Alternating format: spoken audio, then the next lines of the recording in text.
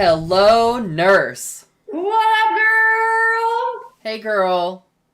It's casual dish tonight. I didn't do my laundry after getting back from Jamaica. What's up? It's casual life tonight. You're getting raw, uncut Eileen straight from work with not a drop of makeup on my face, but the Zoom touch up my appearance setting really helps me out. Oh my God, I need to get that. I didn't even know that was a thing. We've talked about it. Just go into your settings, go to your video settings in Zoom, and just nudge that touch up my appearance bar just a little bit. Today I had to nudge it a little bit higher. That's what I need to do. Smooths out the Girl, complexion.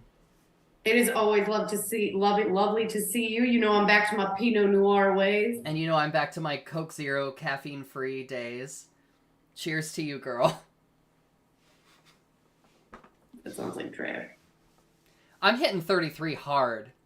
Hard AF. I'm going ham on 33. Girl, in my head, you're still 26. Well, I mean, with this hair, don't I just look so youthful? With this dewy ingenue glow. I'm just a lost little girl in the woods. Babes in the woods. Babes in the woods. Mm-hmm. Love it. I can't help it if I was born without pores. I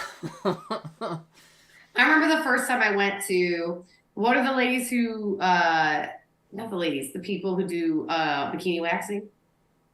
Estheticians? Estheticians. My first appointment at an esthetician. We're going off track already. It's a good sign. I got a coupon, a Groupon. Remember Groupon when they were cool? Can't remember Groupon. For a discounted Brazilian. And I went when I was like in my early 20s, which was like before Brazilians were a thing. How And I was was it? not ready.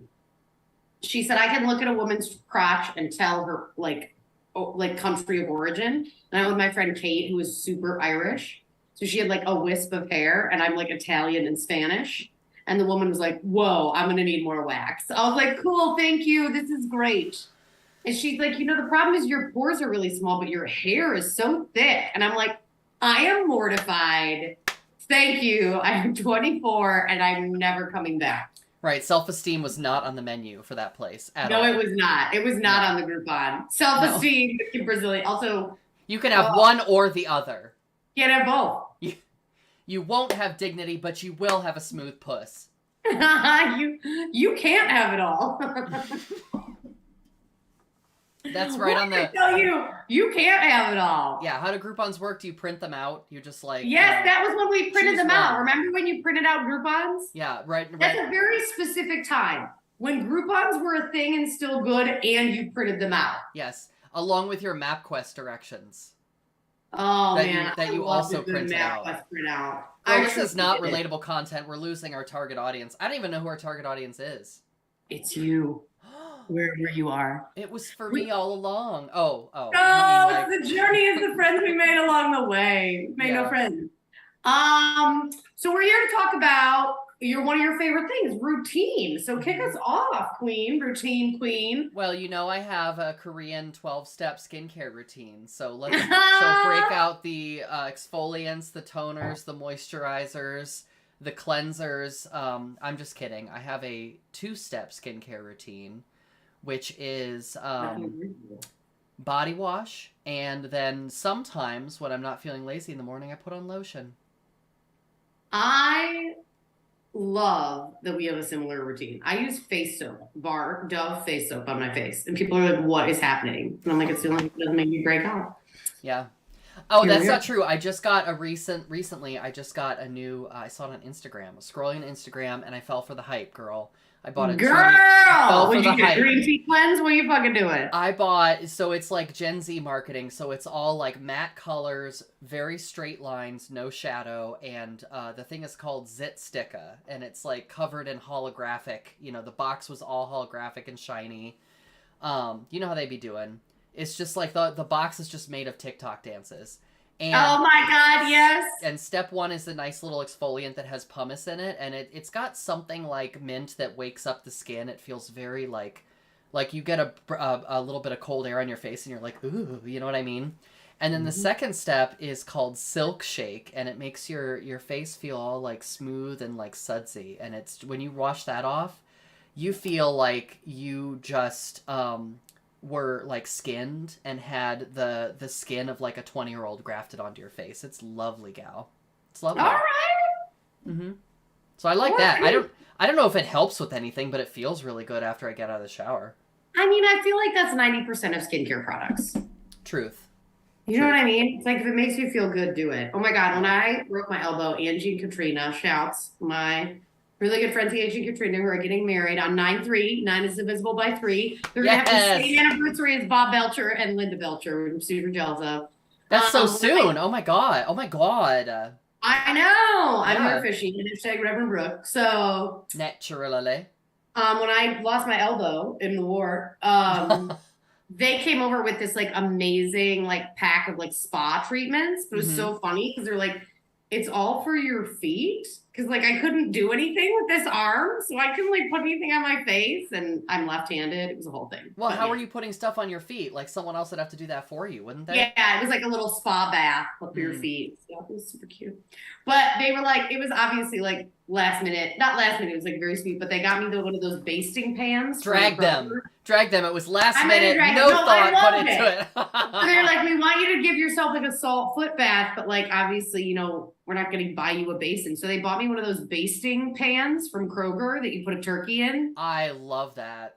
Yeah, I put my feet in it. It was great. Yeah. Winner, chicken dinner. And it's my feet. The chicken dinner is my feet. Yeah. I go fetishists and routine. So how do you feel about routine, girl? I can't do without it, frankly. I mean, to tie it into a previous episode where we talked about panic. You remember the Venn diagram that we drew? So that do you still have it? Oh my God. Yes. Bring it out. Wait. People without anxiety, people on this show. Oh yeah. That's the real truth. Let the truth be told. Out of the darkness. No, this one is. Hold on, I gotta put something on the back of it. I think this is a bill. I think it's a bill. Okay, so this actually perfectly illustrates the anxiety of the situation. But just to let you know, the one circle on the left says I'm very busy, and the circle on the right says I have anxiety, and then the intersection in the middle says I need a plan. So that's how I feel about routine. It is a necessary. It is my my partner, my lover, my personal assistant, my palliative care nurse. You know what I mean? Like plans do everything for me. Like if things are thrown out by just a little bit, devastation. You know. I feel like you are also really good though at like setting time aside for a little chaos. Yeah. Well, and you have to build a certain amount of uncertainty into the plan, and it's difficult to know how to do that. But also in that episode I described, I think I'm a lot better at doing that at work than I am in my personal life, because I like work. You heard it here first on the dish. Work can be stressful. More at 11. But like, because work is stressful, this regular household item may be killing you. More at 11. It's work. it's work. Yeah. Nobody learned anything. I need the personal plans a lot more because of that. Like I rely on those. So if something's thrown off, I'm like, what are we gonna do? So, yeah, I think that can be really key. How do you feel about like couples routines? Okay, so let's go back to a spicy, controversial topic that I just really feel like we need to drag out of the archives and settle the score on this, Brooke. I need to have a shared calendar with my partner. I need it. I need full details. I need to know. Get in the chat, y'all, because this is what divides us. This is the great divide between Eileen and Brooke. This is the hill we'll both die on, and there's separate hills. It's this, yeah. You know, here's what I will say. I am not against a shared calendar. Shared calendar. Indefinite article. Okay. But for the calendar to be shared, I cannot get on board with. Because I love a shared calendar in terms of like, hey, you know, I'm gonna code it in this color, and like I want you there, or it's a work event, or it's a show. But I can't have you up in my motherfucking business. Well, girl, we are going to diverge once again on this because I share my personal calendar and my work calendar. Full details. Because if there is a block of time in the middle of the day where I don't have meetings, then he's like, oh, I'm going to try to like text or call during that time because you might not be wrapped up in something. You know what I mean? Like it'll be less distracting. Okay. And that's very sweet and actually not necessary because I'm pretty good about like if I'm working on something else or if I'm in a meeting, like I just won't be checking my phone at that time. Right. But it is like I think it's partly a psychological thing. Like it provides some comfort to my partner, and it actually doesn't bother me. So I'm like, sure. And if there were anything, we talked about this, girl, we've covered everything. We covered everything on the dish. So you need to go to subscribe to our YouTube channel, watch those previous episodes because it will solve your life's problems. Just kidding, probably not. Yes. But we talked about it before, which is if there's something on your calendar that you really don't want them to have full details on, just mark the visibility as private. You know? Okay, so let me get this straight. Hold up. This is not on previous episodes. You're telling me in a completely shared calendar, I'm going to check my partner's calendar and see private? You're not going to, you might not even see that there's an event. So if the visibility is set to private, then it just won't show up on there. I can't do the hood and the static. I have a lot going on emotionally, spiritually, and physically. Okay. I look like Gandalf in drag. Gandalf the gay. Gandalf the fucking gay. So, no, I know. I think that's my thing is like, I'm like, how does this work with non-monogamy? So do you put a date in the calendar? Sure, why not? And then the partner gets a notification. Well, and they're like, we're going to the brewery. And then they're like, nah, not me. Well, I gotta click the details. Yeah, I mean, you can set up reminders differently for each calendar. So, like, I wouldn't recommend setting up reminders for your partner's calendar. But, like, yes, in theory, if you saw that you had, like, a date on the calendar and they got a notification about it, here's the thing. Like, the deeper work is not getting to a place where it's like, you shouldn't be freaked out about the notification because hopefully you knew about it beforehand, right? Well, obviously, yes. Surprise for non-monogamous. Yeah. This is how you found out a notification. Like, that feels good. Dear Abby, I told my partner I was non-monogamous with a shared calendar notification. Now they're not talking to me. And Abby's like, I think you have an uncomfortable relationship with technology. I love shared information, and I'm not against it. So let's see if we line up on the same page here. How do you feel about scheduled sex? Ooh, this is another spicy, controversial topic. So, I like it. And you want to know why I like it? I like it because I like to know... out of the closet. Yeah, I like to know what's coming. You have to go. Yeah. Bye. I'll see myself out. So anyway, I like to know what to expect. And because I'm getting... Brooke, I have to come out to you. I'm getting older. And things are changing. Girl, you are 20 motherfucking 6. You don't say that. Yeah, I know. But I get it. Things aren't working as reliably, like, on demand. You know what I mean? Like, preparation. Mm-hmm. Preparation is needed. I'm on anxiety medication. And, like, if you don't know, dear viewers, anxiety medication, I will be very open and honest with you about this. It has some side effects that have to do with your performance. Of course. So you have to build in a little bit of a plan for these things, or else it's just not gonna be like, you can do some things, but you can't really like fully enjoy the experience. Yeah. So I would just like to know with a couple days ahead of time, like, let's just really plan it out, and then I know what I need to do, and then hopefully we can just like have the optimal amount of enjoyment. I just don't want to leave it all to chance. So here's what I will say. I'm going to agree with you and disagree with you all at once because that's how I do. But I am very for scheduled intimacy. Okay. Love is attacking me. Hi, love. Tell me more about that.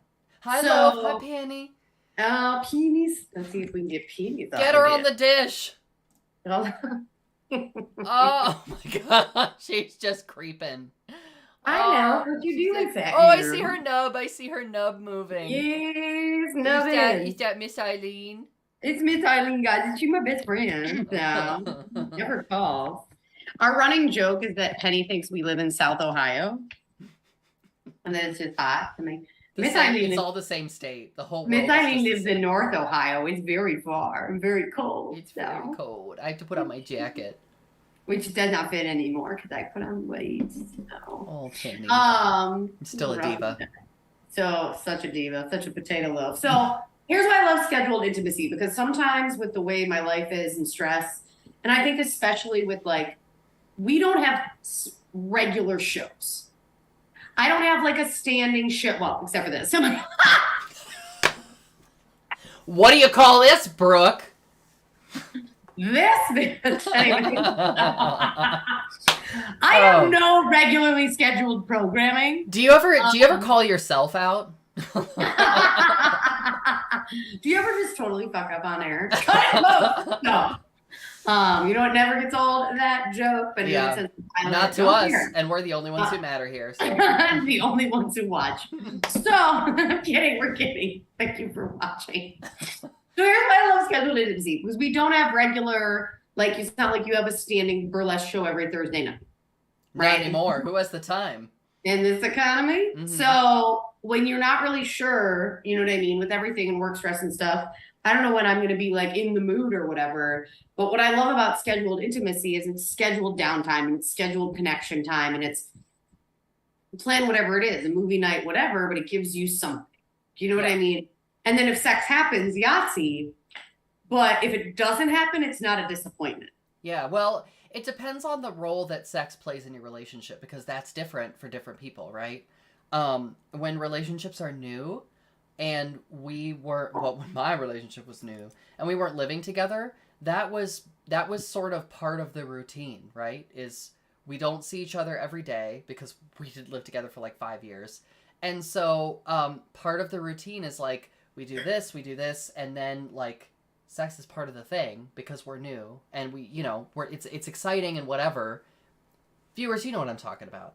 And then when you move in together, things change and that's not bad, right? It's just that the expressions of intimacy and the ways you spend time together become different. And in a long-term relationship, honest and truly, you start to appreciate other things as much or more than sex. Like, the thing that I really love in our routine is when we sit together on the couch and watch TV shows. Most of the time it's BL. Because we love us a gay Asian TV drama. There we go. I'm like, explain it. Yes, girl, you know. I gotta put the definitions. We gotta do the glossary. Once you know. Yeah, if you know, you know. So I love sitting on the couch and watching something together because then we snuggle and then we go to sleep together. Yeah, and that resets you in a different way, right? Yeah. Like it's not, and I think that's the thing is like, as I've gotten older, my capacity for pivoting and switching gears, has gotten like rusty. Like I just am not as good at it. So like before I'd come home after law school, with my former partner, and I could just like. I remember doing my homework upstairs in the office. Oh my God, we were in this little town, like shithole townhouse in the short north. It was a 2-story apartment. It was not a townhouse. And I remember because I did your pin curls up there. Oh my God, you did! So, it was like this quarter room where the cat's litter box was and my office was. Mm-hmm. And I would set an alarm on my phone, girl, and be like, okay. So so I'd come home, cook dinner. Yeah. And then, or sometimes they'd cook and then I'd eat, go upstairs, work for 2 to 3 hours. I'd have an alarm set. The alarm was for me to text my partner who's downstairs to make me either a cocktail or a cup of tea, depending on the night. Yes. And they would bring it up and, and then, or like text me and tell me it was done. And then I'd come down and I would just switch gears. I would just switch fucking gears. I love that. She said, I wish I had a little, bell. She just pulled up this sterling silver bell and just said, I'm ready for my tea. Yes, I love that. I love that. Well, girl, and when you're in law school, you are scheduled to the half hour. That totally makes sense because it's just a time where you can't be prepared enough. And so you are studying and doing classwork. There's just so much that you have to do. But I will say, the more shit you fit in your bag, right, the more you have to time manage, and the routine is really key. Like, I know me, and I am a miserable walrus of a human if I don't work out. Right. I can skip 1 day, 2 days, 3 days, I will kill you. So on long days, I'm like, well, my window to do it is 6 a.m. And I am working out at that point purely for mental health. It has nothing to do with my physical health. Do you know what I mean? At that point, like it's just literally a release. Yeah. And if I do that, it helps me pivot more. And like if I have to change something up in my routine, I can. Yeah, yeah. I hear you. I mean, like working out for me is like it's just like trying to carry rocks on my back through hell. Like I just hate it. You know what I mean? So, but on the other hand, What a Sisyphean reference. yeah, yeah, something like that, you know, like very divine comedy. But Very, how, wait, what is it? Oh, how you're Egyptian. going to, yes, you're going to a cemetery with nothing but your toothbrush. How Egyptian. But when I do work out successfully, then it does nourish me in a way, like psychologically and physically and all the things, but like I hate to do it. Oh, nothing gets me to the gym more than needing to take a thirst trap for someone. Oh. That is fuck routine. Oh, Fuck girl. anything else. If you're flirting with some hot new person, I can't with you. You're like, it is the gym selfie. you know what? Wet? My misogyny actually came out because I almost said hot new chick. That is gross. I sound like Danny Zuko and Grace, R.I.P. Olivia Newton-John, but gross. Oh, Olivia. So if I'm like going to the gym to be like, no, I'm just like working out, whatever, you know what I mean? And you're like trying to get the angles right. Yeah, you mean this angle where you're like You made all forced. yeah. Oh my god. That is the ultimate motivation. Yes. Girl, let's just close the case on routine. When do you under what circumstances are you like I've had enough and you just break with routine? Does it have to be a meltdown? Yes. Well, I'm glad we agree. This has been Covered Dish. See you next time. You know, even I will say, even like, so we were just on vacation in Jamaica, and you know, I still really needed like some physical activity in some parts of my day, and listen to my morning news program. It's only 15 minutes on NPR, and I still need that shit. I do. Mm-hmm. Because it keeps me grounded, it keeps me feeling good, it keeps me feeling healthy. But it doesn't have to be that like 6 a.m. morning workout. It could be like a 10 a.m. walk on the beach. So I think it's just the flexibility within that routine. Mm-hmm. Well, let me ask you a related but slightly different question. When do you say, I need to do something I've never done? Where does that feeling come from? I mean, right now, I think we should commit. Let's commit Okay. to each doing something we've never done. In the next week. About it on the dish. Next week? Well, yeah, we're doing like a show and tell. Like that's our viewers need to know. Okay. So we have to do something we've never done. Yeah. We have to do something we've never done, and then we have to talk about it next week. Okay. So maybe next week's episode is about new experiences. Nude experiences? You be the judge. I think that's more fun. I'm not gonna necessarily hold you to doing a new nude experience, but maybe pick one or the other. You tell me. Choose your own adventure. I went to CVS and there was a discount hairbrush, and it absolutely looks like a dildo. So we'll see what happens in the next couple days. I was really hoping you were gonna tell me you went to CVS nude. Now I'm disappointed. I'll bring the dildo hairbrush in next week. Fantastic. Very uncomfortable. That's a date. I brought it home and my partner's like, what is that? I thought I've been showing up for you. And I was like, it was on sale. Famous last words. Yeah. Girl, this has been a delight. Our standing date, this our has been a dish.